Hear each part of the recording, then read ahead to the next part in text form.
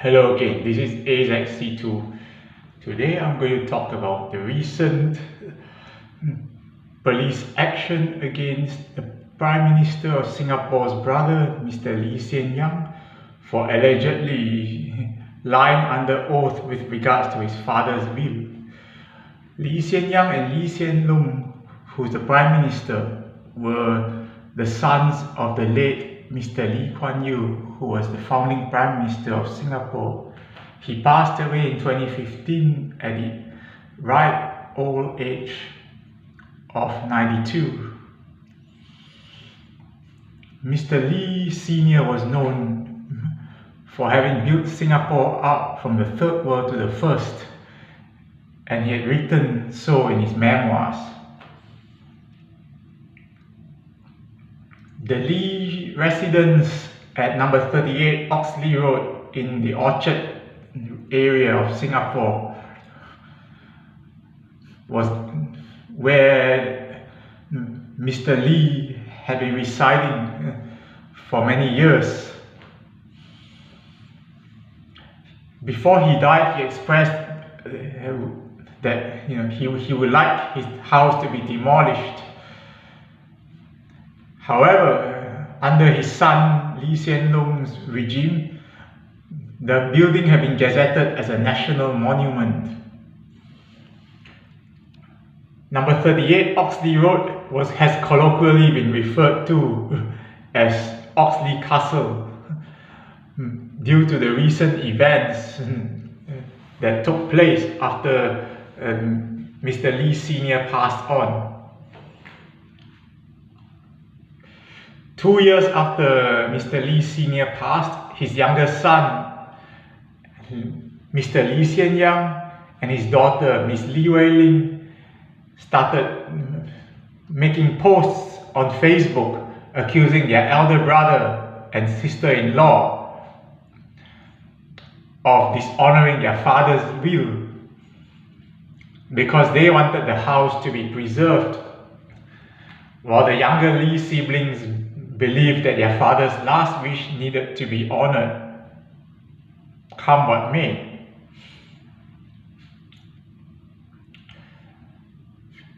This resulted in Mr.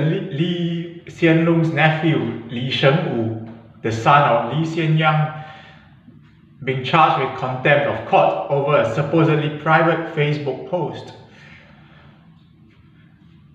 Considering that Lee Hong-yi, the son of Prime Minister Lee Hsien Loong, who is rumored to be the fifth generation Prime Minister, was on his friends list, it is quite possible that Hong-yi may have leaked the contents of Sheng-wu's post, and it found its way to the Attorney General's chambers, and it got Sheng-wu hit with charges of contempt.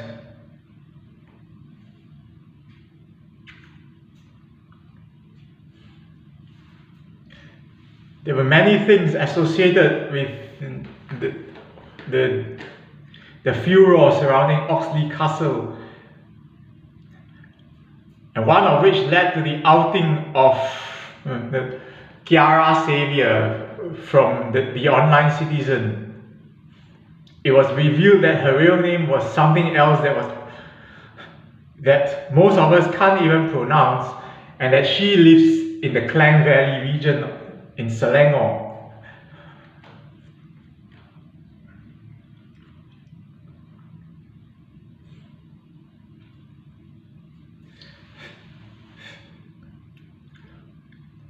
In Parliament, 38 Oxley Road was discussed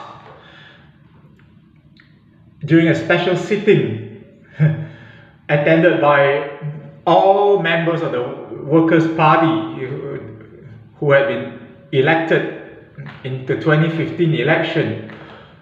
All 6 of them, to be honest, back then, then Workers' Party leader Lau Tia Kiang said Parliament wasn't a forum to discuss Korean drama. And yep, The dear leader and a living legend, Mr. Lau, is correct on all counts. Some people have dubbed the Oxley Road saga as Oxley Gate. And yes, it has all the makings of a Korean drama, alright. It should win Oscars for Best Director, Best Actor, and Best Written Script. And the prizes should be collected by Lee Hsien Yang himself, since he's the director, scriptwriter, and the lead actor.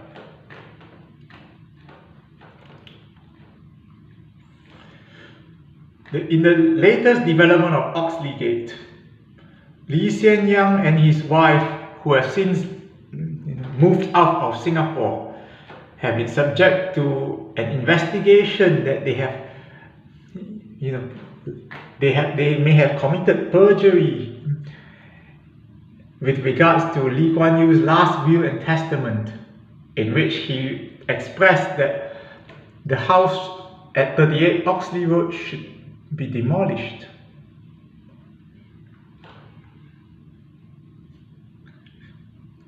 As far as I know, 38 Oxley Road is a private matter between family members, and it should not involve state resources being dragged in. Convening the special parliament sitting was a waste of resources. Similarly, sending the police force to investigate his own brother is a fool's errand, just like Putin's special military operation in Kiev.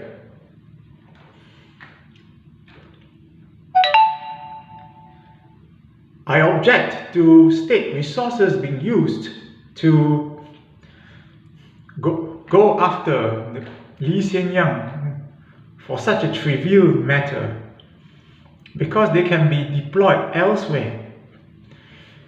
There's so many scammers around, and police resources should be deployed to try and catch as many of them as possible. Instead, they are tied up with Mr. Lee Hsien Yang's feud with his brother and sister.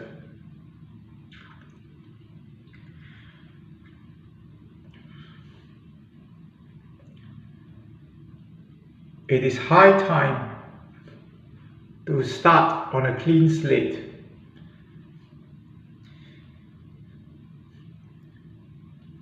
The current government led by Mr. Lee Hsien Yang needs to resign and fresh elections be held.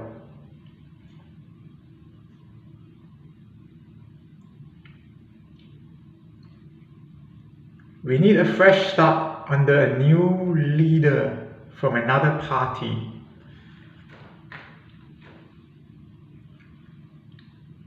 And Pritam Singh looks to be in pole position to take over.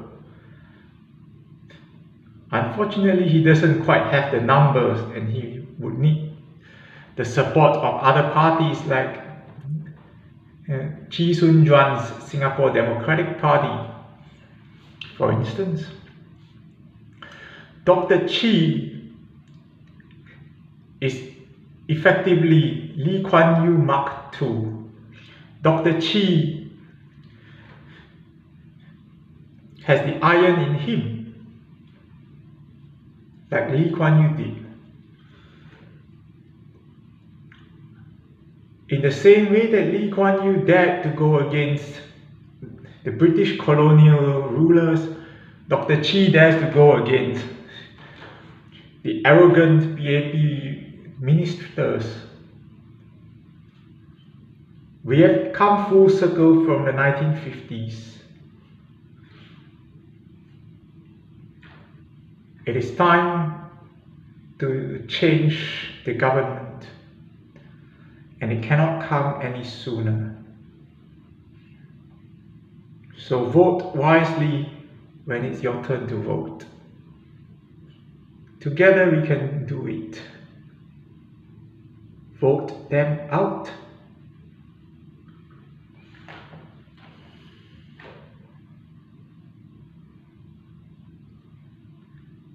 A side note, the presidential election is looming this year, and there's this widespread speculation that Lee Hsien Yang wants his wife Ho Ching to run. It will be interesting if Ho Ching is up against her sister-in-law Lee Hsien, who has been disbarred from legal practice due to disagreements over Lee Kuan Yew's last will. Lee Hsien is a victim of her brother-in-law's malevolence. Imagine if she becomes president, Lee Hsien Yang would have nowhere to run. All his sins, which he has tried so hard to sweep under the carpet, are going to be exposed big time. And on that note, I'm signing off. Good night.